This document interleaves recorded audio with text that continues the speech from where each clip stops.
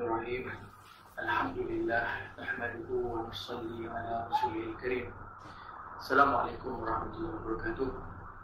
Alhamdulillah, kita memulakan tirai 2024 dengan lisensi yang ke-21. Jadi kita positif dan optimis tahun ini akan lebih banyak kegiatan ilmiah yang akan kita cuba suburkan di dalam kalangan mahasiswa, anak-anak muda terutamanya, dan insyaAllah dengan izin Allah Ta'ala moga ini semua dianggap sebagai amal salih. Pertamanya saya ingin mengalukan kehadiran semua di pejabat IIIT. Pada hari ini kita akan teruskan dengan resensi buku yang dikarang oleh E.F. Schumacher, pemikir abad ke-20, yang berjudul Small is Beautiful. Jadi karya ini mendapat sambutan dalam kalangan cendekiawan ekonomi yang cuba untuk lari daripada faham kapitalis konvensional, hanya berpaksikan kepada keuntungan dan pertumbuhan, growth, dan cuba membawa pembaca menelusuri kaedah mengendalikan ekonomi dengan nilai manusiawi. Jadi bersama kita pada petang ini adalah Saudara Khairul yang akan membahaskan karya ini. Jadi tanpa melengahkan masa, dipersilakan. Terima kasih Iman atas pengenalan. Pertama sekali, buku ini tajuknya Small is Beautiful karangan E.F. Schumacher. Kalau sedikit latar tentang Schumacher ni, dia ni orang Jerman. Dia belajar di Oxford sebagai Scholar of German Roots. Dan akhir sekali dia di-appoint oleh Oxford dalam Department of Economy. Artinya memang bicara ekonomi. Pengalaman dia adalah walaupun biasanya kalau bicara ini banyak yang theoretical atau dalam kelas, tetapi dia terlibat juga dalam pasar-pasar West German, Jerman Barat, di mana peralihan penyusunan ekonomi pada ketika itu. Jadinya dia jadi mengapa lagi transitional ekonomi untuk West German. Untuk kalau kita tengok West German ada lebih maju dari West German kalau waktu itu, tapi disebabkan oleh dua pandangan berbeza lah. Kapitalis di Marxism yang mana dikendali oleh Rusia, itu ada story lah, story. Yang kita nak sebutkan sebelumnya, dia punya minat ni akhirnya selepas dah West German, dia juga terlibat dengan beberapa kali lembaga dalam National Cold War di Britain. Kalau zaman ini di Britain, lembaga ni akan lebih besar, sama besar dengan lembaga minyak lah maksudnya. Sebab masa itu tenaga pada perkumpulan tenaga adalah berdasarkan batu arang, dan pada zaman itu sebelum kita balik pada minyak, bila buat minyak tadi. Tetapi konsepnya sama lah masa itu. Maksudnya dia negara Britain industrial dan memerlukan import tenaga. Jadi import ni antara benda yang amat penting bagi negara Britain. So jadi capital growth ini memang pengaruh dia. Seterusnya minat dia ni dia terkait mungkin sebab dia main dengan Britain ni, dia minat dengan orang India. Jadi dia minat juga dengan ideologi, political idea of Gandhi, dan juga dia punya minat juga kepada Buddhism. So nanti kita akan minat benda ni, dia akan mencorakkan dia punya pandangan dia tentang ekonomi lah. So seterusnya buku ni ditulis pada tahun 1973. Kalau prakata awal menceritakan tentang buku ni, ketika itu pada ketika 1973 tu kuasa besar masa tu dah balik kepada Amerika. So pada ketika itu Presiden Carter Amerika beralih kepada Presiden yang baru, Ronald Reagan. dua presiden Amerika ni berbeza pandangan dari segi sudut pandang tentang ekonomi lah sebenarnya. Kalau Carter ni lebih pragmatik dan lebih konservatif berbanding dengan Reagan, yang mana Reagan ni lebih nak membuka peluang kepada orang Amerika tu tidak ada had. Itu dah jadi kita akan dia akan pergi kepada konsep growth tu nanti. Reagan ni dia tak ada had. Carter dia lebih konservatif dan juga lebih pragmatik juga, sebab pada ketika tu dia menghadapi krisis embargo minyak saya. So pertama kali dalam senario Amerika Syarikat yang selama ni tak pernah terfikir bahawa saya ada krisis kekurangan bekalan. Bila ni puasa besar ni, bila kau tak ada akses kepada sumber yang menjana kau punya ekonomi atau industri, tiba-tiba kau kena potong dengan minyak. Maksudnya kenaikan harga minyak tu menyebabkan semua sekali naik ke tempat. Jadi kita nak cari alternatif itu struggle. Memang agak struggle. Ini menyebabkan mereka terpaksa mengubah polisi mereka, terutama itu sebab mereka agak sensitif dengan polisi Middle East lah. Masa itu di situ paling banyak minyak lah. Dan bila masuk ke Ronald Reagan, dia pergi, bila selesai krisis minyak tu, dia mula cakap kita kena push the limit lah. So dari dia punya apa pun benda yang tidak ada had, so anything can happen. Betul-betul. So masa dia buat ni, mereka telah pergi kepada Amerika lebih beruntung kepada suasana di mana mereka bila dah unlimited growth ni, jadi dia akan pergi sebesar-besar alam lah. So jadi masa ni, kalau mungkin sekarang ni mungkin kita dah biasa dengar, kita dah mungkin ambil apa, biasa dengan mega corporation, mega corporation macam Apple, Amazon ataupun sekarang Google sekarang Google semakin besar sampai dah tak ada yang boleh ganti mereka, dan dia bersifat dah mula sampai kepada status monopoli. Saya contoh Microsoft Microsoft, kita tak boleh nak pakai business saya dari Microsoft sebab tak tahu kenapa semua benda dah pakai benda tu. Dari segi chip pun ada 2-3 produk dia sekarang ni. Cuma bila ada embargo kepada China ni, baru-baru ni China terpaksa buat chip dia sendiri lah. So ada alternatif. Tetapi kalau tak kira, kalau monopoli ni berlaku kerana sebab growth tu lah. Growth yang, kalau dalam ekonomi ni, growth ni, dia kata growth ni neutral lah. Maksudnya tidak ada buy dan growth. Tapi sebenarnya dalam mereka dia sentuh growth ni ada buy dan growth ya. Bila negative growth dan positive growth. Positive growth ni, tapi itu adalah tetap kira je. Apa maksud growth ni?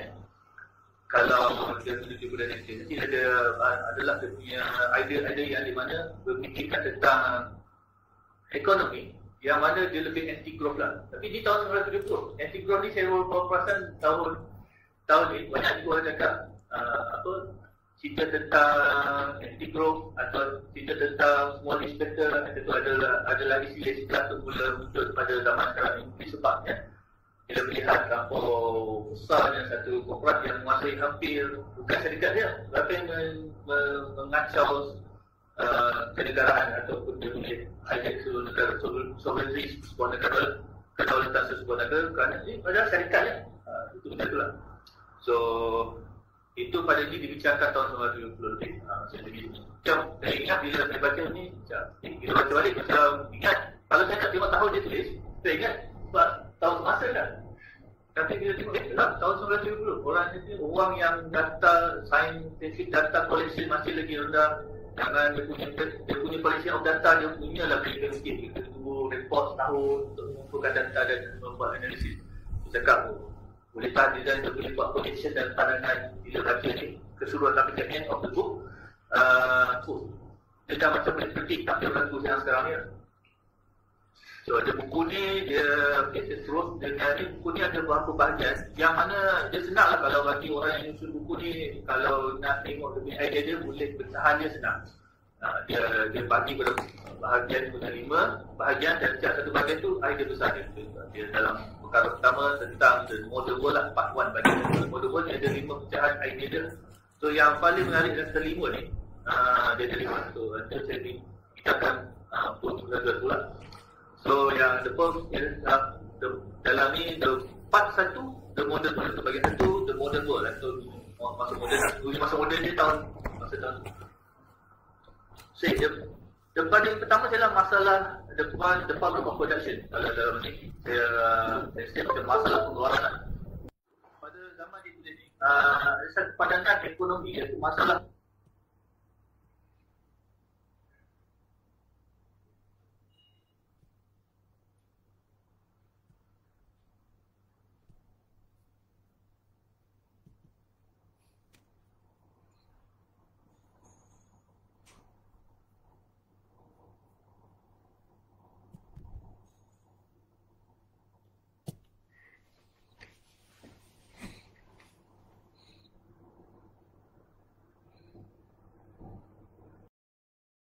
kalau siapa belajar ekonomi ada belajar ekonomi. Saya tak belajar ekonomi, jadi macam kita macam take it for granted. Masalah pengeluaran so production kita dah selesai. Kenapa? Diorang ingat tahun 1970 masalah production tu dah selesai. Kerana apa? Mereka telah berjaya melakukan pelbagai benda dan maksudnya dari segi development daripada perang dunia itu very drastic development. Macam-macam benda terbina, macam-macam dari infra sampai ke bataran tinggi sampai kepada industri dan juga kemudahan taraf kehidupan manusia itu semakin tinggi. So dia ingat masalah itu dah settle. Kalau bandingkan dengan zaman perang tu tak cukup.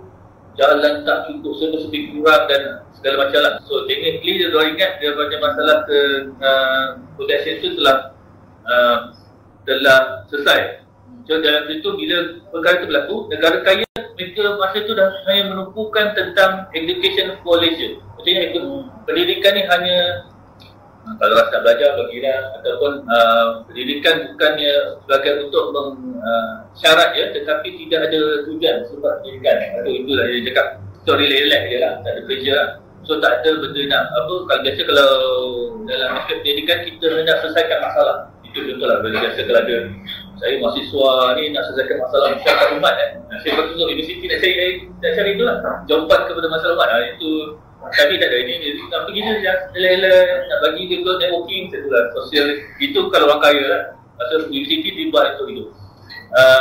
Dan kalau orang negara membangun pula mereka hanya memfokuskan kepada pembinaan teknologi. So mereka ni ketinggalan. So typically dia akan minta kepada negara yang maju untuk memindahkan teknologi kepada orang membangun. Itu je lah. Maksudnya trend tu ke arah itu je. So jadi bolehlah diorang akan hidup simpang lah yang membangun dengan yang advance. Maksudnya bila negara yang advance tu membantu negara membangun dengan pembinaan teknologi. Cuma masalah itu dalam dia penulis dia cakap tentang masalah tentang manusia tu tak sempurna. Maksudnya dalam diri manusia ni ada baik dan jahat dia. Ada kecenderungan tamak dan juga menyatakan lapar. Itu ini masuk kepada ini mana dalam kapitalis ada soal moral dan moral dan juga adab tu tak ada lah dalam istilah kapitalis sebab dia angka dan itu je. Kalau makin untung itu lebih bagus. That's the nilainya. So untuk masukkan baik dan buruk dalam ekonomi ni macam janggal masa zaman di barat ya. So jadi benda ni takkan jadi bila penggunaan teknologi. Mesti ada kalau yang jujurnya kita bantu je lah bidang teknologi, bantu membangun sama dan kekayaan dapat dihadirkan sama. Tapi hakikatnya zaman sampai sekarang apa? Negara membangun masih tetap masih nak bangun-bangun. Masih lagi nak terbangun-bangun. Bukannya sama apa dengan negara yang maju gitu. Kalau dia masalah masih lagi. Dan benda tak selesai dah. Tahun ni 97 masih tidak selesai.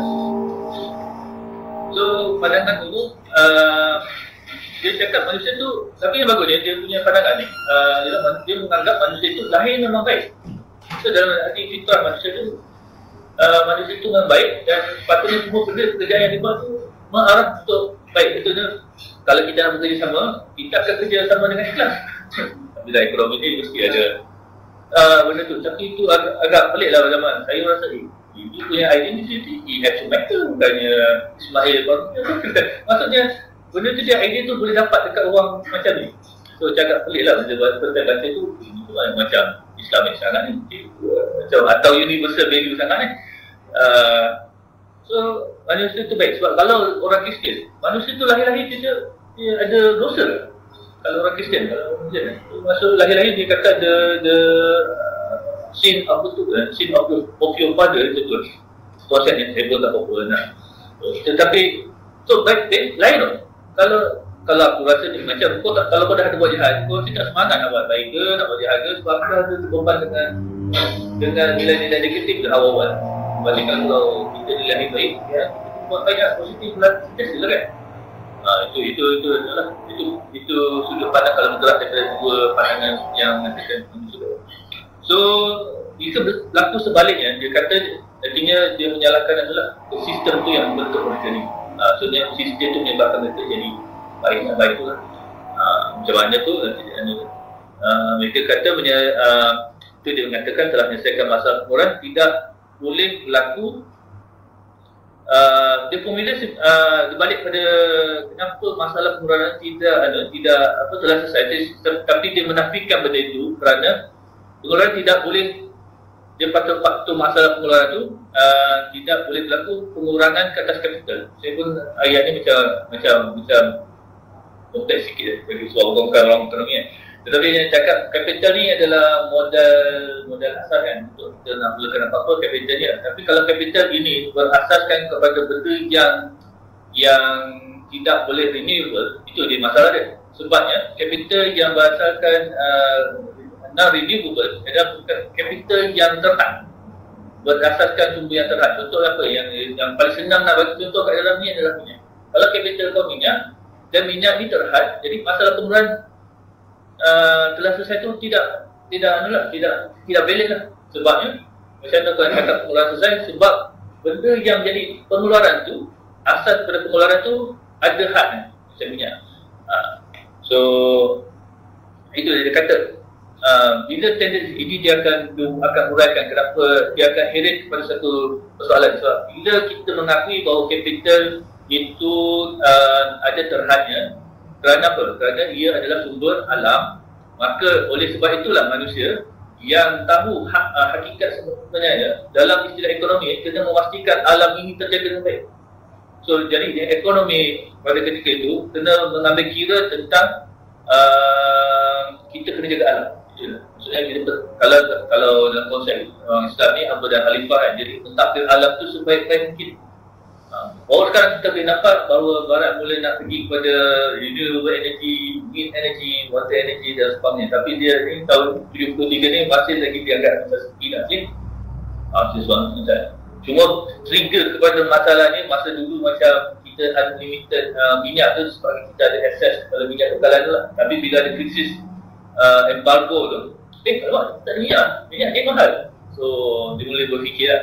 Tetapi dari trigger tu, dia telah memfikirkan bahawasanya ekonomi yang berasaskan benda-benda yang terhad ini, yang mana kita tak jaga baik ni, akan memudaratkan manusia pada akan datang. So ekonomi tidak menyelesaikan masalah masyarakat ketika itu. So itu dalam cakap masalah pengeluaran ni, itu benda yang boleh pandering. Maksudnya dalam ekonomi ni kita kena ambil kira juga faktor kita punya modal itulah, modal kapital kita, yang mana kalau dia berdasarkan pada benda yang terhad, macam benda yang tak boleh dapat, yang tak boleh kita buat dan kita semula lagi, jadi benda tu adalah perlu dijaga dengan baik. Maksudnya kita tak boleh keluarkan dengan banyak, ataupun kita kena buat projection penggunaannya sehingga mana kita kena keluarkan atau kena bersedia untuk alternatif, ataupun kita tidak boleh membazir ataupun tak boleh alam itu terjaga. Kebetulan dalam alam ni banyak kapital yang dikira dalam sini adalah sumber air, itu juga dikira sebagai sumber ekonomi yang kita kena jaga baik. Walaupun dia unlimited dalam istilah dia, tetapi kalau nak jaga baik mungkin akan jadi satu krisis ekonomi yang akan datang. Kalau bekalan air kita yang betul macam banyak, tetapi kita tak jaga baik, contoh ni ada geopolitical sikit. Apabila sebuah negara nak buat pangan di sebuah sungai, menyebabkan air sungai tu tak mengalir ke negara sebelah. Contoh negara sebelah tu asas ekonominya adalah pertanian. Sungai sebagai punca dia punya nadi, dia punya ekonomi pertanian, patut tersekat macam tu. Itu jadi bila menjadi masalah ekonomi pada masa depan kalau kita tak benda tidak menjaga alam dengan baik. So idea yang kedua dia tentang peace and permanence lah, aman dan madrid pengekalan. Maksudnya idea tentang ekonomi tak puhat berjauh dengan dua soalan, iaitu keberadaan sumber-sumber alam dan upaya alam untuk menerima tekanan pembangunan. Ini susulan pada yang pertama tadi lah, tentang bacaan ekonomi kena ambil kira tentang alam semua jadi sebagai dia punya capital of economy. Contoh tadi dah bincang pasal tu, bagaimana pula alam ini boleh menerima tak tekanan pembangunan. Dia punyalah konsep tu, alam tu macam manusia kan. Dia rasa okey ke tak bila kita tebang pokok pada skala besar. Sekarang kita nak ambil balak kat tengah hutan ni, tiba-tiba untuk ambil balak yang sepuh dia, tapi kita terpaksa mengorbankan pokok-pokok yang lain, which is not a very good. Ada pandangan dia tidaklah ini memberi tekanan kepada alam. Tapi bila sebab faktor hutan ni dan faktor pokok ni, dia kenalah memastikan dunia ekosistem tu selamat. Kalau tak boleh menghasilkan pokok yang boleh renewable, Mungkin kalau kita tengok contoh ni antara orang Jepun yang mana tebang pokok, dia pergi tak tebang bawah, dia tebang atas. Contoh dia pergi orang panggil dahan kan. Dia pergi tebang dahan dia untuk mendapatkan hasil kayu dia. Tapi dia ambil masa yang panjang. Tapi itulah yang katakan. So, dia punya sumber ekonominya renewable. Dia tak potong, dia tak merosakkan alat dan boleh didapatkan. Mungkin lambat lah. Itu faktornya. So, itu sebab dalam amalan ekonomi ada kita kena faktor tu. Kadang-kadang itu sebab bila contoh yang saya sebut tadi, pembalakan dia pergi hutan untuk mendapatkan hasil tu one off je lah. Tapi dia kata tanam semula kan. Lepas dah tebang rumah, dia tanam semula ada kan. So, kita tak dapat renewable capital tu dalam masa yang kita kehendaki. So, masalah pada ekonomi, sumber terhad telah menjadi terhad. Kita nak buat posisi dah tak ada pokok lagi sebab kena tunggu lama sebab dia kita bang semua lagi. Atau kita kena method of teknologi sekarang ni. Patut memikirkan macam mana kita boleh tidak memikirkan itu. So itu sebab sains dan teknologi, jadi balik kepada teknologi yang mana memintakan pembangunan ini adalah kalau sains dan teknologi itu tak ada hikmat, dia akan membawa petaka lah. Dia cakap tadi. Tiga perkara yang perlu dipastikan teknologi sains ini masa ketika itu adalah memastikan satu, dia perlulah murah dan berkemampuan. Kedua, sesuai dengan penggunaan berskala kecil. Dan ketiga, sesuai dengan kemampuan individu untuk mengembangkan daya kreativiti. Ini saya rasa antara idea dia yang susah untuk pastilah dia boleh masuk dalam polisi pembangunan negara dalam segi ekonomi kan. Tapi ini dapat tiga benda bila kita nak, dia akan cerita panjang lagi lah benda tiga ni, tapi dia terangkan sikit. Kenapa perlulah murah dan berkemampuan? Ini kena balik lah. Ekonomi sekarang, kalau kita rujuk pada faktor productivity, dan saya ambil contoh petani lah. Petani dia ada tanah yang agak kecil, tetapi dia kalau pakai campur je, dan tanah kecil, dia punya productivity tidaklah banyak. Tetapi bolehlah kita sebagai satu teknologi mana kita boleh menggantikan bajak lembu ataupun bajak yang bersaiz kecil yang tidak memudaratkan ekonomi alam secara besar, dan produktiviti boleh meningkat. Itu bagi dia ada memadai. Berbanding sekarang ni, kalau syarikat yang korporat besar, peladangan dia besar dan mesin dia besar dan very kalau data yang dia dapat ni very destruktif pada alam sekitar. Dia tak kena kalau nak buat hutan tu, pergi langgar semua hutan buat tanya. So, kecil ni. Ini mungkin kita akan pergi pada siapa yang terlibat lah. Kedua, susah untuk berskala kecil. Ini untuk memberi ruang kepada orang-orang betul-betul kecil lah. Ini dia punya contoh dia targeted area kepada orang-orang yang ada tanah kecil dan sesuai untuk menggunakan teknologi. Ada kan teknologi sekarang ni disebabkan banyakkan dibuat untuk ladang besar, so tidak sesuai untuk ladang-ladang kecil-kecil atau kebun-kebun kecil. Jadi macam nak jual kat mereka ni gunakan teknologi ni, saya tak sesuai lah sebab dia mahal kan. Tapi kita tak cerita yang lebih murah, yang kecil sikit, sesuaikan dengan mereka ni. Sebab saya ingat lagi bila saya jumpa dengan pelajar politeknik kan, dia biasanya dia akan ada tahun akhir dia buat produk-produk yang berasaskan industri kan. Saya jumpa dia ingat dia ada tunjuk kepada saya tentang macam mana nak ambil jagung daripada jagung, biji jagung daripada nak keluarkan jagung daripada biji jagung daripada jagung lah. Kalau amalan dulu dia kena kutip sesuatu kan. Tapi sekarang ni dengan satu masuk dia dah boleh pisahkan biji dengan tongkol jagung lah. Dia gunakan mesin kelapa je pun dia punya asas dia. So teknologi tu kecil dan boleh dibuat kat rumah orang boleh. Jadinya kalau ada satu ekar kebun jagung, kau boleh buat kat rumah kau sendiri kan. Tak payah pergi hantar, tak hilang. So teknologi tu boleh buat, anak-anak pun boleh senang, budak sekolah rendah pun boleh buat. Sebab dia main masuk je, tak kena canggih sikit, itu je. Tapi mudah lah. So, technically kita boleh cipta teknologi yang mudah dan menyelesaikan masalah dan dia tak besar sangat dan agak murah. Kos dia untuk buat tu dalam tak sampai disebut luar satu, masa prototype $1,000-2,000 lah. Tetapi kalau di sedikit mass mungkin boleh capai $6,000 kata tu lah. Kos itu kata-kata ni. Tapi saya tak nampak pula dia buat produk ni macam nanti ke produk ni jual, mungkin kena tengok di katalog kontraktor kebun peladangan kecil baru nampak kereta ni. Sebab yang developnya budak politeknik. Biasanya bila dah idea benda ni, politeknik akan pegang pattern tu. Macam sayang pula korang tak boleh kan, tak boleh kembangkan sebab pattern tu dipegang tu isu lain lah, policy making. Itu tentang strategi. Yang ketiga tu tentang kemampuan individu untuk mengembangkan dan kreativiti. Sebabnya kalau kita tengok sekarang banyak, kenapa dia menekankan bahawa mesin teknologi ni kalau digunakan oleh orang dia boleh develop. Ada kadang-kadang pergi kilang besar, dia hanya buat kerja tu main tekan dan tekan. Itu dia, tak ada pun daya nak tambah. Kalau kau kerja situ 5 tahun itu je yang kau buat tekan macam kalau tengok Simpson yang jaga nuclear plant, kartu Simpson dia jaga kedudukan, dia tekan tu je. Tak tahu dia develop ke tak, dia ada apa yang baru ke, dia boleh cipta barang baru ke, ataupun dia bila tu mesin ni memastikan perkembangan potensi seorang manusia macam tu. Jadi itu dia bagi dia adalah tidak manusiawi lah teknologi tu, sebab dia akan membunuh potensi lah. Dia elok dia mula-mula jaga mesin sampai 10 tahun tu jaga mesin dan benda je dah hanya tekan-tekan je, jadi macam rugi 10 tahun lah. Padahal dan masa di kilang tu tak sempat untuk dia nak study ke apa kan, lain nak cerita kan. Tapi kalau macam tu lah maksudnya. So itu tentang teknologi. Itu pasal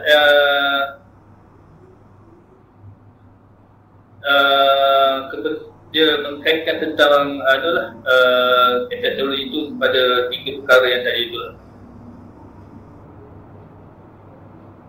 Sekarang ini saya ingat lagi kalau jumpa dengan kita ada pergi cek mungkin kilang kita tahun 90 bila jumpa kalau kerja kat kilang ni, kalau kilang wire contohnya pergi buat kerja satu produk ulang macam dalam komponen untuk kereta dia ada wiring kan, jadi dia kena buat masukkan wire-wire jadi satu komponen.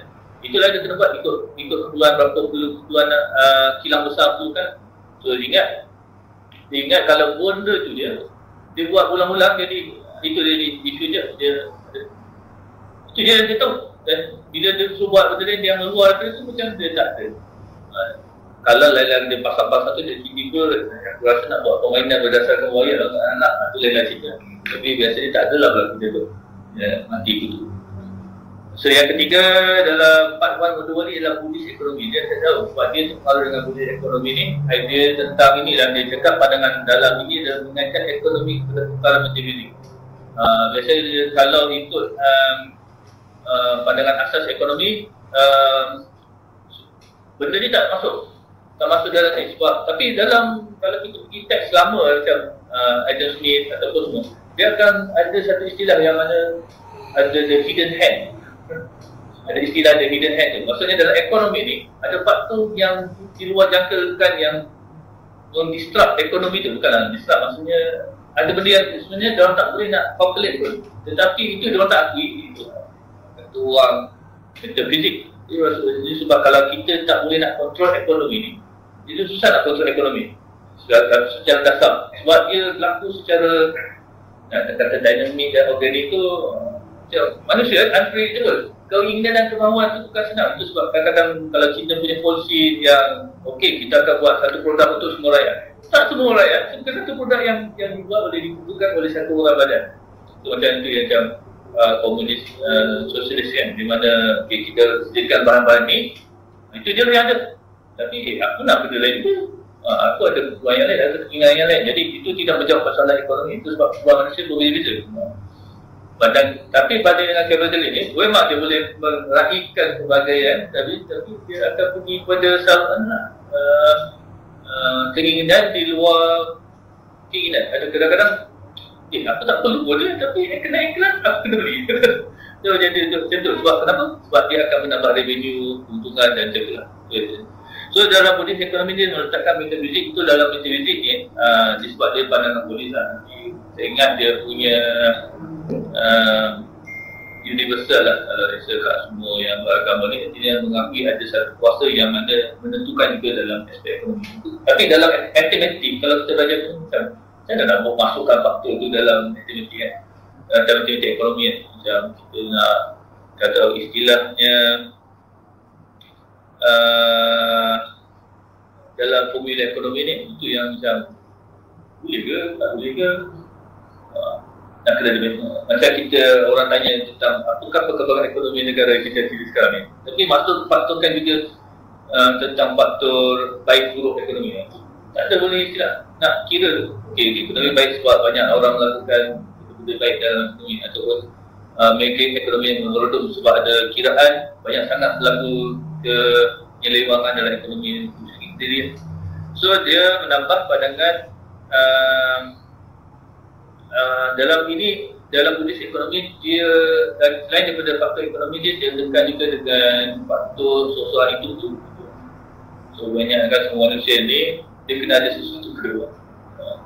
Kalau duduk kat rumah tu yang makan orang kan, kau tak buat apa pun dia benda yang tak logik kita manusia tak ada buat, jadi kau ada halangan tersakit. Buat tu lain cerita lah. Tapi dalam pandangan dia ni, itu manusia itu perlu ada pekerjaan. Kira lah, dia bukan faktor untuk mendapatkan sara hidup semata-mata sebenarnya. Maksudnya bekerja, dapatkan gaji untuk sara hidup. Bukan tu semata-mata. Tetapi pekerjaan ini dalam bagi dia adalah tiga perkara.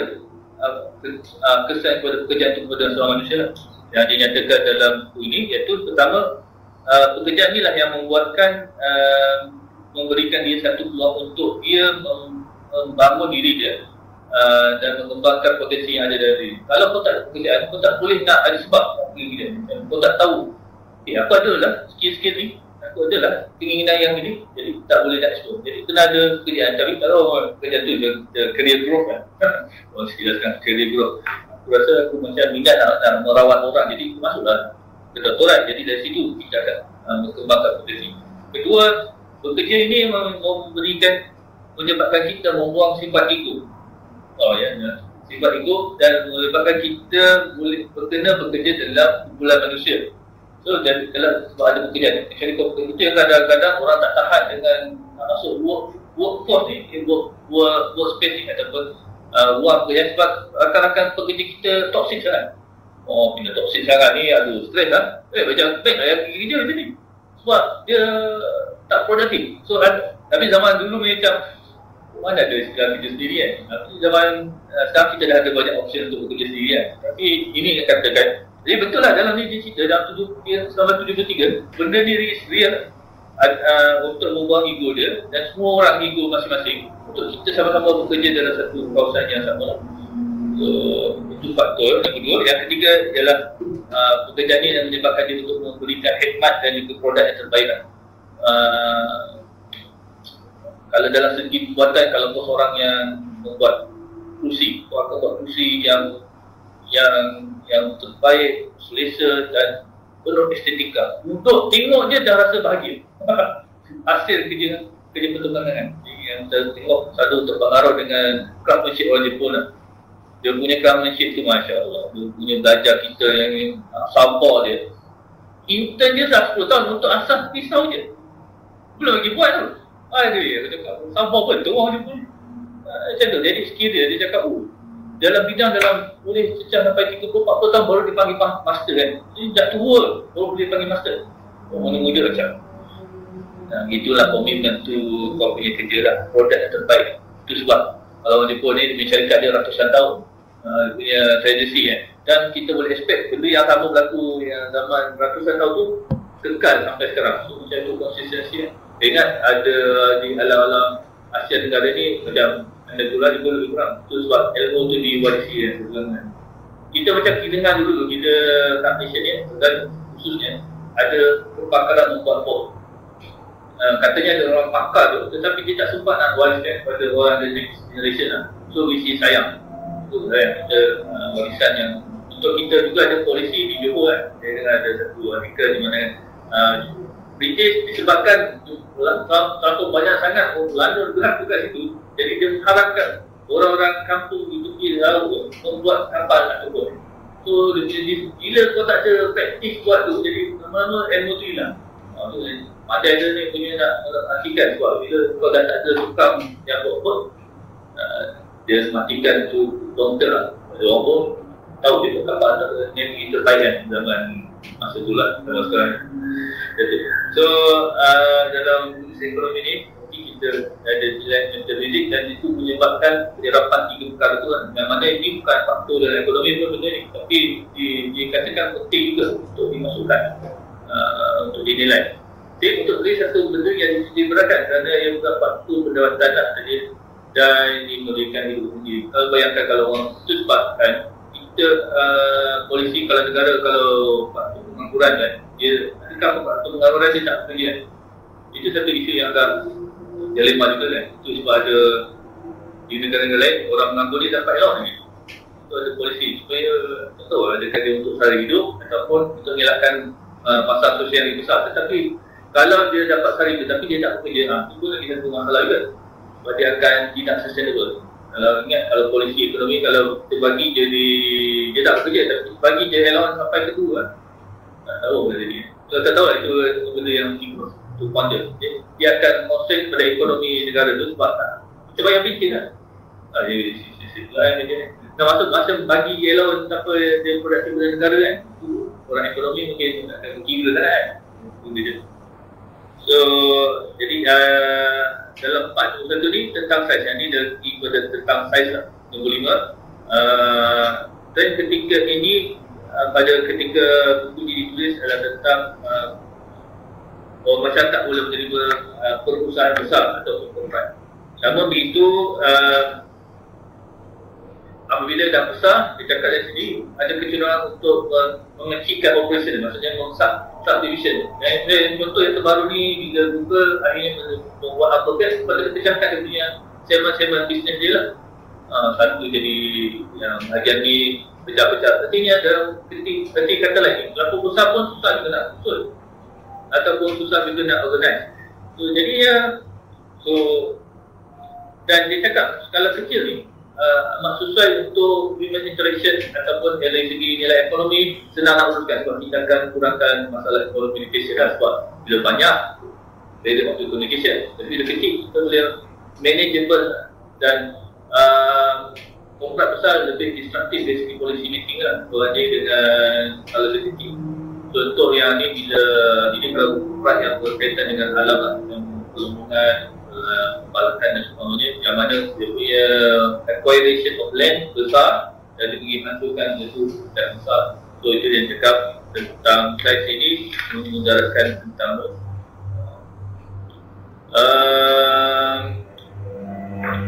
dia ambil contoh tak yang ada dalam group the question of science ni boleh kita jual dalam dari segi aspek untuk populasi sebuah bandar.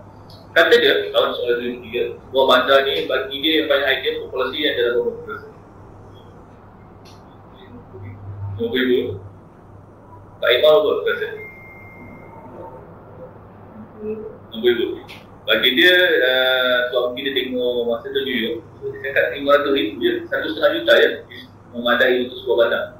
Walaupun kita ada 20 juta dulu dan 4 ke 6 juta tu ya 4 ke 6 juta dah selesai. So kalau ikut standard ni 500,000 banding dengan 4 juta kerana dia punya alasannya mudah je. Sebabnya bagi dia 500,000 is bagus untuk sebuah bandar kerana dia mengekalkan dia menambah nilai bandar tu sendiri.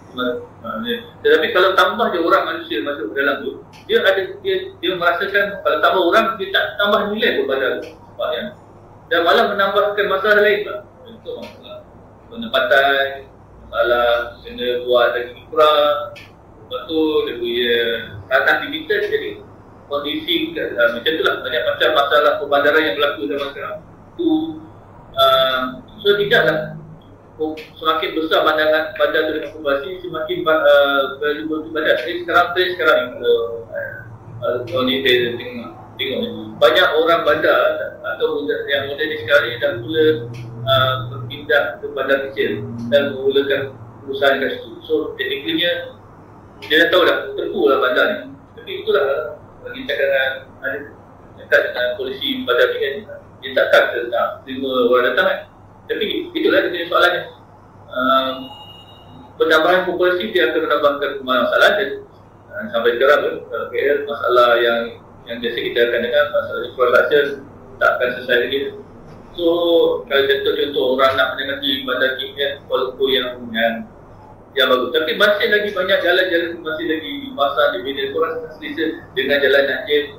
Leisure dalam bandar pun macam jalan macam stres. Stres dekat di bandar ini mungkin kan kebahagiaan. Tapi mungkin juga orang cakap di bandar ni kalau sekadar nak bekerja tu. Jadi tapi ada orang yang duduk kat bandar ni masa duduk kat bandar, dia hidup kat bandar, ada di kampung nak renting. Itu satu benda yang terkonda tentang polisi bandar kita. Yang ada lagi suggestion. Dia kata tak berlimit pada 500,000 dan dia cakap kalau dia sebenarnya dia dicadangkan supaya bandar tu display orang. Maksudnya itu sebab dia nampak juga pasal pembangunan luar bandar yang juga perlu ambil titik beratkan. So populasi yang bagus ni kalau dia pergi duduk kat satu tempat je, dia tidak mengembangkan kawasan tu. Itu sebabnya pekan-pekan tak terlalu kan kebanyakan pekan-pekan mati kan sebab banyak bekerja kepada besar. Jadi sebenarnya pekan-pekan ada faktor-faktor yang memberikan waktu yang ekonomi yang lebih manusiawi sebab dia tak konsen pada ekonomi manusia yang dia nak. So pergi bandar kalau tak bahagia macam so, dan duduk lama pula tu, macam 30 tahun itu pasal orang pergi balik, aku relax atau kalau ada orang yang missionary pergi bandar yang cari idea bekas dan aku nak buat lagi dengan perubahan yang besar tu baru pengalaman itu berbeza orang, berbeza dah mengatakan. Tapi by system biasanya orang tu terheret benda tu, terheret dengan benda tu. Bukannya orang ada, kalau ada agenda bagus, tak ada juga dan dia tak macam dia ikut the flow ke barang.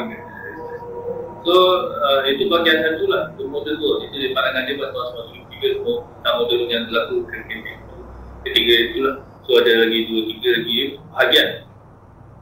So ringkaskan lah untuk bahagian 2 ni tentang dia cerita tentang sumber. Dalam dia tentang sumber ni, dia telah letakkan 5 perkara idea tentang sumber yang dia kata agak penting lah. Satu pertama pendidikan, kedua penggunaan tanah yang baik, tiga sumber untuk industri, keempat teknologi tenaga nuklear dan kelima teknologi yang manusiawi. So ni 5 sumber yang cakap yang menjadi sumber ekonomi lah. Dan dalam banyak 5 ni, yang paling penting sumber adalah yang pertama, sumber pendidikan. Yelah dia gunakan tu pendidikan. Kalau kita orang pendidikan ni, asal kita gunakan pendidikan macam nilai ekonomi kan. Orang macam masuk ke satu institusi pendidikan, keluar jadi macam bahan produk kan. Tapi katakan jadi istilah ekonomi kan. Kenapa? Sebab pendidikan ini bagi dia, pendidikan bagi dia adalah memindahkan atau memperoleh idea nilai. Maksudnya idea nilai kepada satu seorang itu berbanding memindahkan idea tentang pelaksanaan ataupun pekerjaan semata-mata. Macam contoh kan sekarang ni pergi masuk universiti, kita expect keluar je kita boleh suit the industry. Kita tahu ilmu ni sikit, bila masuk ke kilang mana-mana, kita boleh buat kerja kilang tu. Mesin tu kita boleh operate, kita boleh buat perancangan 1-2 tahun. Itu dia ada universiti. Tapi bagi dia, di universiti di tempat institusi pendidikan lah, dia katakan bahawa dia kena menjadi pemindahan nilai. Sebab nilai ni yang menentukan ekonomi kita baik atau tidak. Sebab kalau dia tak ada rasa tak ada kesedaran tentang nilai-nilai kesedaran tentang menjaga alam, semua benda tu. Jadi apa yang dia bicara tadi bahagian satu tadi, dia akan berlaku balik lah. Sebab kita fokus pada ekonomi, tapi kita tak jaga alam kita tak jaga, kita membazir, kita menggunakan sumber tu sebaik-baik macam dia tak ada limit dan semua benda tu lah. Dan benda tu menjadikan pendidikan sebagai sumber yang paling penting untuk dia lah. Sebab dia menentukan, dia membangunkan orang. Itu sebab ekonomi ni dia start dengan orang tu lah bagi dia. Dan kedua adalah tengah idea benar. So tempat-tempat ni macam mana kita, itu sebab kita patutnya mana-mana tempat pendidikan ni adalah tempat yang mana kita berupaya untuk mencari penyelesaian kepada masalah masyarakat. Contoh kita ada masalah yang berbahagian dalam masyarakat. Jadi kita dalam sini lah kita cari kajian macam mana kita nak selesaikan. Bukannya untuk mencari, untuk melatih orang semata-mata lah untuk industri. Jadi Ini kontra kan dia. Hakikatnya bila keluar rezeki, orang expect kita boleh bekerja lah dan boleh cari hidup. Tapi saya ingat kita dulu tu boleh pergi ikut S lah tu. Maksudnya dia kena ada sistem nilai tu. Dia dapat nilai dalam diri dia. Macam mana dia nak jalani hidup dia. Kedua, dia ada asas untuk dia boleh kembangkan potensi dia untuk berperanan dalam ekonomi semasa lah. Masa kalau dia keluar, dia boleh menjadi penyumbang besaran kepada ekonomi, kegiatan ekonomi. Dan biasanya dalam kegiatan ekonomi adalah menyelesaikan masalah masyarakat lah.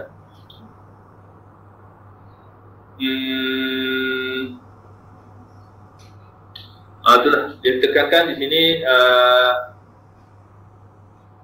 dia ni padahal kalau kita dalam satu surah dalam Islam ni, kita mendidik ni dalam berbeza untuk ada insan yang ada mengenal Tuhan dia dan sebagainya. Dan dia ni hampir nak dengar dia cakap ke whole man lah. Dia cakap dirikan ni melahirkan whole man. Whole man ni manusia yang menyeluruh lah, yang dapat mempercayai secara mendalam akan tujuan hidup. Itulah kalau masuk mana-mana institusi pendidikan, dia adalah untuk mengajar kita, siapa-siapa yang masuk tu, cikgu ke, pensyarah, mendidik dia punya para student dia untuk mempercayai secara mendalam akan tujuan hidup. Maksudnya dia hidup tu tak apa. Soalan yang tak tahu lah, dalam universiti kalau kita belajar, adakah itu soalan pertama kali kita ditanya, kalau hidup jadi apa? Kalau hidup nak kerja jadi apa? Tapi biasa soalannya kerja, hidup nak kerja jadi apa? Bukannya soalannya, hidup nak jadi apa? Mungkin Christian pula soalannya, tapi soalannya macam simple. Dia jawab nak jadi manusia kan. Kalau dia ada deep insight kan, kenapa dia pergi kepada deep insight? Sebab kita sendiri yang kenal kita punya potensi, kita punya sasaran hidup dan sebagainya lah. Maksudnya dia kena trokel benda tu. Dan itu sebabnya idealnya dalam segi ni menyediakan semua tu. Bila jumpa orang, bersyarah apa yang berlaku di dunia, kita boleh cram dalam universiti ni, mendedahkan kepada mereka dan situ terinspirasi. So katanya kita melahirkan, kita keluar kita dah tahu mission kita, progress mission lah dalam masyarakat. Luar je masyarakat, kita dah tahu nak buat apa, mungkin dengan rakan-rakan kita boleh jumpa dan melaksanakan benda tu. So yang bahagian ketiga ni tadi tentang Fuba, tentang saya lompat yang sebab ada 5 sebenarnya tu. Saya tekankan pendidikan saja sebagai yang paling utama lah. Jadi kita boleh bincang untuk yang lain. So yang ketiga adalah dunia ketiga. Ini aspek pembangunan bagi dia. Dunia ketiga ni dia kaitkan tentang aspek pembangunan. Pembangunan bukan bermula dengan benda bagi dia, tetapi bermula dengan orang. Masa nak tulis ni macam ini, bahagian 3 ni aku pakai orang. So fikir bahagian awal ni pakai manusia je. Mungkin sebab orang ni dia unit ekonomi lah jadi. Itu dah tak sure. So orang ini perlu kepada 3 perkara. So orang ni untuk dalam pembangunan ni perlu ada pertama pendidikan, kedua organisasi dan ketiga disiplin. So tiga-tiga ni kena ada dalam proses pembangunan dalam dunia ketiga ni, dalam proses pembangunan. Kalau nak tak tahu lah, tak ada ni kepada policy mereka ke atau apa tak. Berarti dalam segi pembangunan 3 perkara ni dia jadi punya formula lah.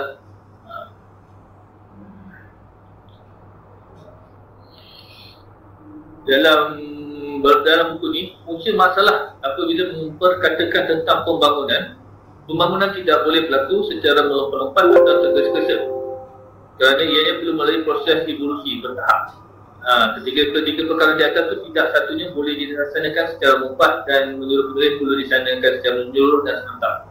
So, siapa nak terlibat dalam pembangunan masyarakat ni memang kena ambil kira bahawa ini proses panjang, polisi yang panjang dan istiqomah. Kalau terhenti, mungkin akan ada dia tak nak lah jadi.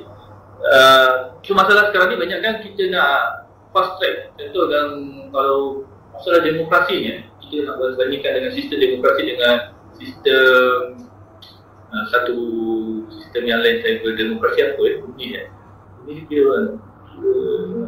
authoritarian dictatorship. So ada proses demokrasi ni, masalah dia dalam segi perancangan dia very short term. Sebab 5 tahun je kau ada. Kalau 5 tahun ada duit. Kalau dia sambung okey lah, sama ada boleh melaksanakan polisi. Tapi ada polisi ni, dia sifat dia, mana dia boleh siap dalam 5 tahun. Dia kadang-kadang 10 tahun, kadang-kadang 15 tahun. Jadi kalau kita dah start satu polisi yang nilainya 10 tahun, kita kalah pula peserta pilihan raya. Yang teruskan tu tak nak teruskan. So polisi yang kita nak develop tak develop lah. So benda ni memang masa makan banyak. Sudut lain dia memaksa dia untuk mempercepatkan plan yang 10 tahun jadi crime jadi 5. Jadi positif. dari segi itu boleh tak sure lah. Maksudnya dia tak naturally dan organik. Itu sebab kita ada masalah masyarakat nak membangun masyarakat sebabnya dia nak buat fast track. Jadi kita benda ni tak boleh sebab dia kena latihan, dia perlu bertahap, dan pendidikan ni perlu diajar satu-satu. Budak ni kadang-kadang dia nak faham ni, hari ni dia tak faham, esok usia dia tak faham, dia dah tua baru dia faham kadang-kadang. Masa mau dia buat polisi kan, ada timbul masalah bila polisi awalnya memaksa orang industri secara cepat. Maksudnya ada berlaku kebaran makan dan sebagainya, dia cepat tapi dia tekanan juga. Jadi itu menjadi masalah. Itu long term lah. Tapi dari segi long term dia boleh melaksanakan polisi. Kalau dia cantik di 2 tahun, dia boleh siapkan dalam 2 tahun tu mungkin.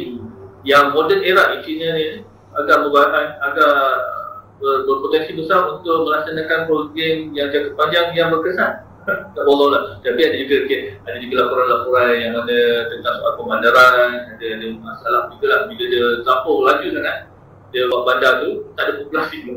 Dengan kata dia banyak bandar yang bandar besar tu. Ghost town. Tak tahu betul tak betul, tapi kalau dia buat infra kampung banyak kan, macam tu. Tak payah tengok sini lah, dia Johor boleh berlaku. Kalau ada titik yang kita perlu lagi ada penghuni kan, lambat tak rumah siap, orang tak ada. Jadi itu pun mengganggukan dari segi ni. Price. Tu masuk price.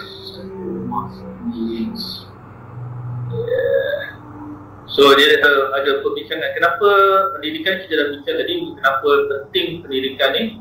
Sebab tadi Pak Tuan tadi, kenapa organisation ni dia dalam untuk pembangunan ni dia perlu ada satu sepakat orang ramai, sepakat masyarakat untuk terlibat dalam perancangan. Itu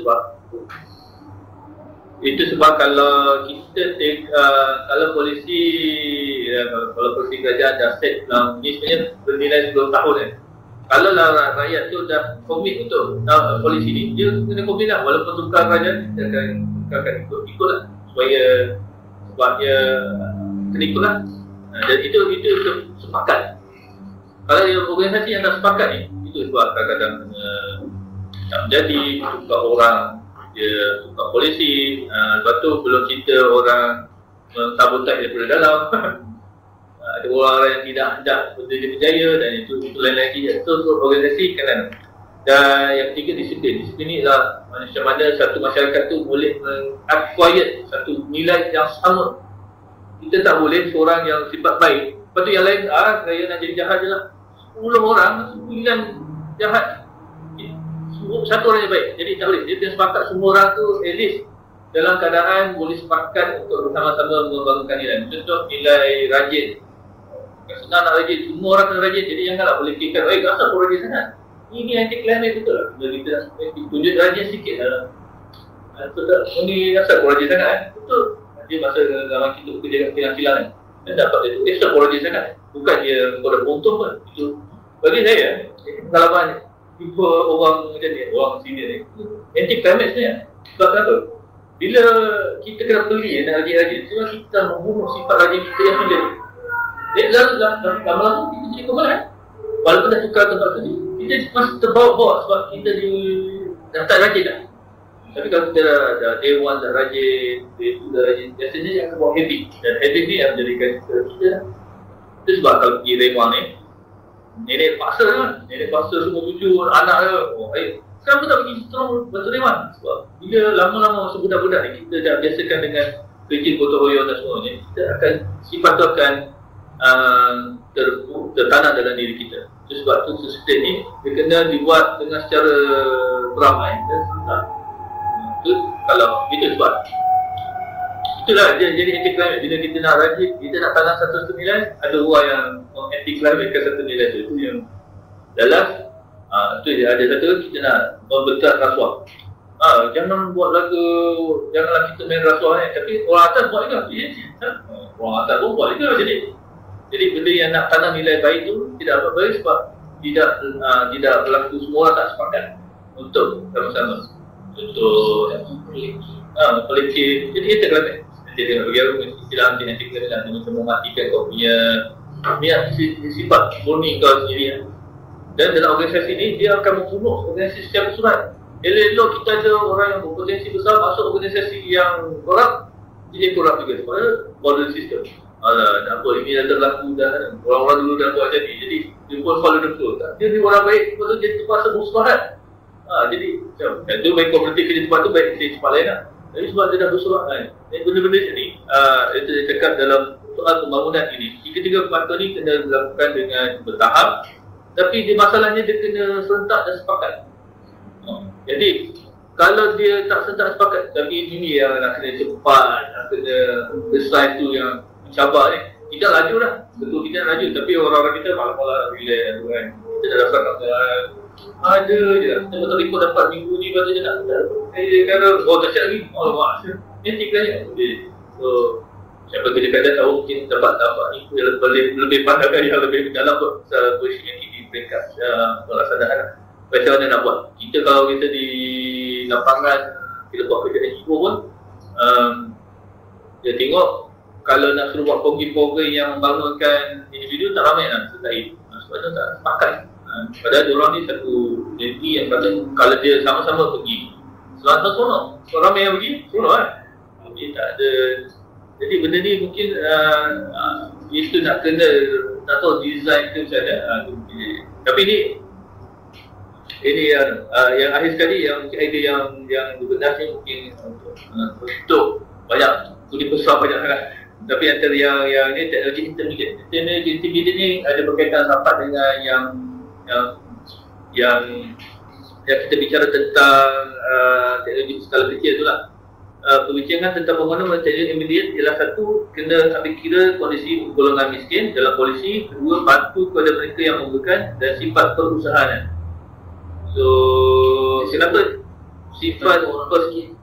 Dia sebut sifat orang miskin. Sebab orang kaya biasanya dia relax kan. Tapi yang kita dalam polisi ekonomi ni, kita kena ambil kira tentang golongan yang nak katakan terpinggir dan miskin dan terpinggir ni.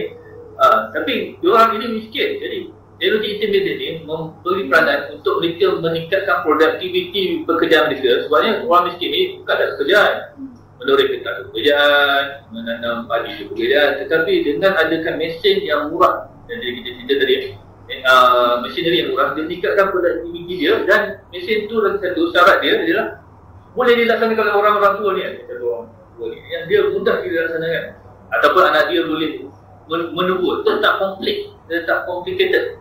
So bolehlah dia meningkatkan produktiviti dia dalam, so dia akan meningkatkan taraf pekerjaan dia.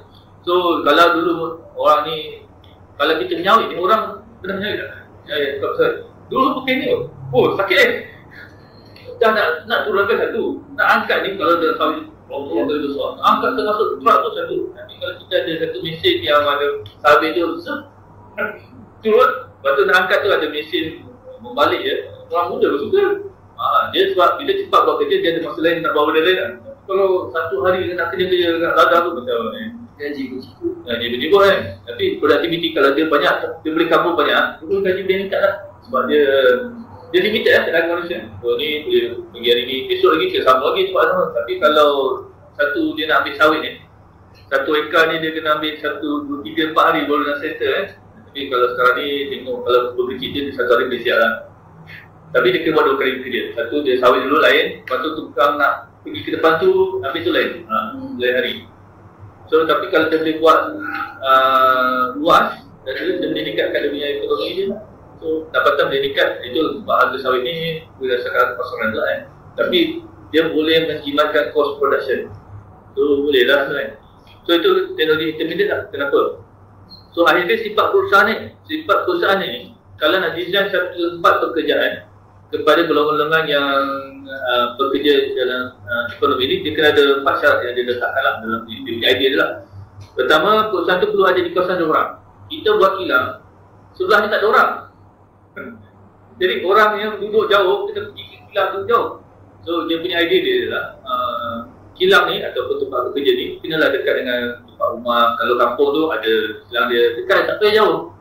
Supaya kita tak perlu ada orang kerja kat KL, duduk kat nilai. Macam tu lah maksudnya. Maksudnya kalau dia duduk kat nilai, saya dia bekerja kat nilai. Kena create seperti macam tu lah. Itu polisi. Kedua, perusahaan perlu boleh diperbanyakkan tanpa menggunakan kapital besar. So, jadi kita boleh create pelbagai pekerjaan, tapi masalah kenapa kita tak boleh create. Macam ni nak buat bisnes dan nak menggaji orang. Sebab modal untuk buat satu perusahaan tu besar.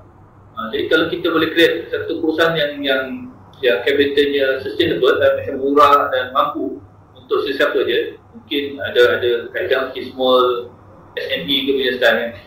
Dia boleh manageable, boleh menguruskan kredit tu, dan boleh diperbanyakkan. Itu yang dia go for it daripada satu syarikat menapau semua benda. Satu syarikat menapau semua benda, jadi orang nak, dia boleh pakai ni tapi sebab paksa hantar resume kat syarikat ni, jadi dia tak boleh nak create nilai ekonomi pada berskala yang lebih berbagai lah, lebih menurut. Yang ketiga, kaedah pekerjaan perbuatan hanya memerlukan skill rendah termasuk perusahaan. Ini saya rasa yang kedua ni maksudnya mungkin saya dengar PM kita cakap kita perlu perbanyakkan high skill, pekerjaan yang high level skill. Tapi dalam ni dia cakap mungkin tahun 1979 dia cakap kita kena ada banyak pekerjaan perbuatan yang mana mengcater golongan skill rendah. Macam contoh yang tidak perlu, dia tak pergi sekolah tapi dia boleh bekerja. Itu macam tu lah nak umpamakan. Dan saya kira kalau kita masih kekalkan polisi di zaman sekarang, saya kira mungkin ada ruang juga untuk benda macam ni. Sebabnya ada orang yang terpinggir dan ni, dia memang dah tak boleh nak sambung belajar. Itu sebab ada sekarang ni dasar untuk upskill atau ruang untuk belajar semula kan, ataupun reskill balik. Tu ada orang boleh, tapi ada orang tak boleh. Saya ni daripada dulu ni jelas saya tahu nak buat masak ni dia, tapi nak pergi belajar lagi macam dah tepu. Tapi tak ada orang ni, kena dia boleh bekerja tapi pekerjaan terhad sekarang ni ada. Tu kan bagi dia lah, kita kena sediakan polisi untuk setakat peringkat masa tu lah. Ni sebab ingat ni zaman development lah. Maksudnya kalau ada orang macam ni, kita kena cater juga sehinggalah generasi selepas dia macam anak-anak dia ke ataupun mengekor satu skill lah. So bukan dia jadi mangsa, bukan dia jadi mangsa. Jadi kita kena ada polisi untuk meraihkan dia golongan yang nak belajar sambung ni macam problematik. Sebab kenapa? Kalau orang tak bekerja, kalau dia patah balik tadi, pekerjaan ni penting. Kalau orang ni tak bekerja, nilai hidup dia, arwah dia, kalau dia lelaki atau perempuan, kalau dia tak bekerja, macam hilang harga diri, nak kerja susah, macam tu lah. Ada kerja ni, ini yang dibelenggan lah.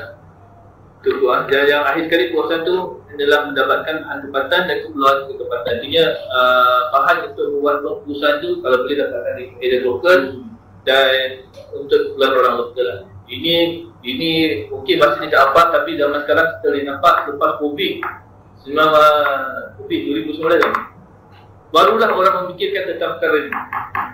Pertama kalau kita buat bisnes ni, kita dah tak perlu, kita kena fikirkan kita punya rangkaian sumber asal tu diambil daripada yang dekat supaya tak lalu berlaku macam dulu ni. Kan dulu orang ambil bahan untuk perusahaan dia ambil daripada negara ni. Dan contohnya nak buat furniture, furniture tu kilang furniture Jepun, ambil kayu tak mana? Sarawak. Jauh. So jadi ada satu artikel yang cakap dia nak push juga untuk membuka hutan Jepun sebagai sumber untuk dia buat furniture. Tapi sudah tentulah walaupun ada sayangnya dengan hutan ni, dia tak bagi juga. Tapi bagus lah, kita bagi je lah kat Sarawak kan, jadi bagi je kan, kita jaga dan kita tak nak. Sebab bagi dia amat menitik beratkan. Sebab kalau kita dia bukan masalah pokok tu, masalahnya dia pergi merosakkan whole sistem hutan. Itu yang dia masalah. Sebab hutan ni yang menjadi kehidupan. Kalau jaga hutan biasanya sangat lah bagi orang asing. Ada hutan hidup boleh lagi. Macam tu lah maksudnya. So Itu banyak idea lagi dalam ni, tapi dia terangkan ini sebahagian besarnya lah. Jadi saya kira di tahun ni, buku ni tulis tahun 1973. Ingat kita tahun 2024 lah sekarang ni, dan idea ini macam boleh pakai lagi ya. Sangat fresh, sangat Macam baru dia buat. So ingat, tu baru nak tanya, ada buku susulan tak? Susulan buku ni yang dengan latest mungkin ada penulis lain yang mungkin subscribe dengan EFM. Cuma saya tak buat susun gaduh. Siapakah ada murid yang subscribe untuk balik dendam apa, ilmu balik dendam ni dia ada follow ilmu gaduh kan. So panjang tu yang follow anak murid yang sedih sebelum lepas EFM semacam ni, siapa yang follow dengan dia. Tapi mungkin saya sedar tak sedar, orang muda sekarang dah mula marah, semua sekarang dah mula reflect balik lah. Banyak kan dah mula, tapi dia ambil masa lah. Dia baru dia ambil masa lah juga. Cuma kita kan di Asia Tenggara ni bagaimana buat soal ni, dia terlibat pada soal pembangunan.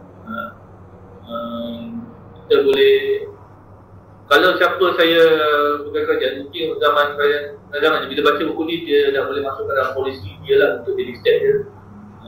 Cuma tak tahu lah, kalau saya bukan orang kurang dalam bidang ekonomi. Jadi pandangan balas daripada bidang ekonomi tu bagaimana kan? Adakah ni boleh terima ataupun dia very utopia sangat. Tapi kalau zaman tu utopia mungkin juga lah. Tapi kalau kita baca ni sekarang, benda ni berlaku dah. Orang tengah risau minyak tenaga, kalau minyak tak ada, nak bawa mana, dia selang pergi ke renewable. Kita tengah soal bandar kita yang dah tepu, banyak masalah dan tidak membahagiakan. Kita ada indeks kebahagiaan bandar sekarang, ada tak orang? Biasa kan ada satu majalah dia suka buat indeks best city of orang world. Dia letakkan antara dalam top 10 tu antara ada bandar-bandar macam Jepun, tiga bandar Jepun masuk dalam top 10 bandar terbaik sebab dia mengcater masalah masyarakat. Tapi still, problem is still there, dan tapi dia try to cope lah. Tapi bagusnya dia orang ni produktif, tapi dengan mentaliti asal kita ni, pada kita yang macam mana kita nak urus bandar kita, dan juga macam mana kita nak uruskan pekan-pekan kita, kampung kita, dan itulah ekonomi di luar bandar tu lah. Jadi polisi yang kita nak boleh pakai. So ini EF Schumacher, small is beautiful, walaupun tak besar, walaupun tidak mengayakan, tetapi ia lebih membahagiakan. Ada keindahan dari segi dari skala kecil. Sebenarnya asal isinya mungkin saya rasa dia anti-growth sikit, sebab banyak korporat yang besar menguasai ekonomi dan melakukan kerosakan yang besar kepada alam dan juga masyarakat. Dan dia juga memberikan punya masalah dia, dan juga bagi solution pada tindakan-tindakan dari segi policy making. Kalau nak ikutlah. Jadi ada banyak persoalan yang dibincangkan dalam buku ni. Kalau nak detail boleh baca buku ni lah. Schumacher, saya tak pasti kalau dia relevan atau tidak, dia pada anda lah. Kalau, tapi saya rasa dia very taklah, saya rasa janggal sangat sebab benda tu mesti berlaku sama sekarang. Jadi saya tak rasa dia macam janggal, sebab dia rasa macam dia berlaku, dan banyakkan literature yang sekarang dalam berlaku pun berkait rapat dengan kita baca balik ni. Dia macam sobi sikit, dia macam interrelated. Cuma asal foundation itu asal foundation kepada ekonomi yang dikaitkan juga dengan sistem nilai manusiawi, juga ada kaitan dengan faktor metafizik. So macam mana faktor tu yang masukkan dalam sistem ekonomi tu, Wallahualam untuk kita untuk kaji dalam. Tapi dalam Islam kita memang tidak memisahkan je. Dan setiap apa benda kita buat, kita akan masukkan lima faktor tu dalam apa juga kita buat ekonomi kita berdasarkan benda ni. Jadi berarti kita patut forward lah benda ni. Buat ada hadapan. Kita pasti dari segi teori macam okey, amalan Allah lah. Itu cara. Tapi jangan risau sebab pembangunan di bulan ni ada bertahap, dia memang ambil masa lama. Kalau nak cepat tu, macam mana nak bagi cepat, Allah lah. Mungkin ada juga kaedahnya, mungkin kita lama tu mungkin 5 tahun ke 3 tahun tu kita fix dan sepakat berduduklah untuk mengekalkan tradisi tu. kita perlu juga kena kira sedang tendensi orang yang masyarakat yang mengungkapkan tendensi tu. Kita misalnya nak bagi dia relevan ke tak, sebab bila anak tak sambung ataupun cucu tak sambung tendensi tu, dia mati. So mati lah. Contoh kita ada budaya rewang, nilai ekonomi is very positif sebabnya kita tidak ada kos untuk tambahan untuk belanja lebih ke kita boleh kawal makanan kita. Itu lagi kita orang masa tu lah apa kelebihan dan proses tu. Bila catering ni kita banyak benda yang kita tak kita terlepas pandang. Contoh mungkin lebih makanan, alamak kuih, tapi tak ada orang nak kuih. Dulu ada orang rewang dia orang kuih, dia orang habiskan, jadi tak ada pembaziran. Islam ni kan mengelakkan pembaziran. Kedua ialah faktor kemasyarakatan. Adalah aktiviti sikit pekerjaan kita nak buat dalam kampung ni. Aktiviti ni dah diraih tunggu-tunggu oleh semua orang, terutama kaum mak-mak lah dengan nenek-nenek. Untuk bawa tu asal-usulnya tu lah membawa. Budaya ni tak ada di Eropah, dan this is something very unique to Asian societies. Sebab kita very family centered. Kita tak boleh jadi commoner. Kita bukannya help individu. Cuma sekarang ni bila Barat masukkan individualistik dalam masyarakat, kita kena tradisional. Ini berlaku bila kita pergi bandar. Dalam kalau saya baca ucapan dasar Presiden Abi yang tentang soal pembandaran ni, orang kampung pergi bandar dia akan lock dengan kejiranan. Dia biasa buat rewang kat kampung, tapi kat bandar dia tak boleh buat. Buat dia tak kenal, tak sama value, benda macam tu lah. Padahal boleh je nak buat, tapi dia tak boleh buat. Padahal jiran-jiran je, orang Melayu, orang Melayu Cina, orang Melayu India. Kalau dia nak bawa budaya kampung tu akan rasa kekok. Kekok. Dan tak menjadi. Tak tahu kenapa. Mungkin sistem bandar tidak mengenai. Kalau saya ingat ada, mungkin kita rujuk daripada Singapura ni, dia sistem kejiranan dia mendesain sistem kejiranan dia dengan meletakkan berbagai kaum tu berselisih. Melayu dia tak bukan sebelahnya Melayu, sebelahnya Cina atau India macam tu. Dan dia mendesainkan orang tu terpaksa bersatuan dan mendesainkan secara bersama. Itu design lah. Biasalah orang Asia ni kadang-kadang walaupun design, kalau tak sepakat dia tak boleh lah. Dia buat hal dia sendiri masing-masing kan. Tak menang, tak cakap kencing kan. Dia kena organik. Itu mungkin ada soalan-soalan yang mungkin boleh ditanyakan balik kepada kita lah. Macam mana kita nak uruskan kemakmuran, relationship kemakmuran kita dalam segi nilai ni. Itu ekonomi, tapi dah macam ilmu terpaksa masuk. Masyarakat tak, sebab dia ekonomi asalnya menyelesaikan masalah masyarakat. So masyarakat ni ialah keluar kehendak, asalnya dia pula, tapi dia pergi pada faktor lain. So itu dia, tapi sebenarnya banyak lagi. So boleh baca. kita boleh membahaskan lagi lah. Okay, terima kasih Abel sudah sampai buku yang saya penting. Saya baca buku ni yang lain, for the text. Guide for the process. Guide for the complex, which sebagai kita menelaah falsafah Islam, pemikiran Islam, kita temukan trend yang sama. Apa yang disebut ni memang selaras dengan apa yang pernah dibahaskan. Cuma bezanya dia tak ada dari Quran dan Sunnah. Tapi poinnya lebih kurang. Itu kalau kita balik, kita ajak dia masuk Islam tu boleh pergi lah. Tapi berminat untuk lihat jika ada buku yang develop dari ini kan. Okey, sebelum kita masuk perbincangan, saya jemput semua untuk menjamah apa yang tersedia. Dia sama-sama kita bincang. Okay.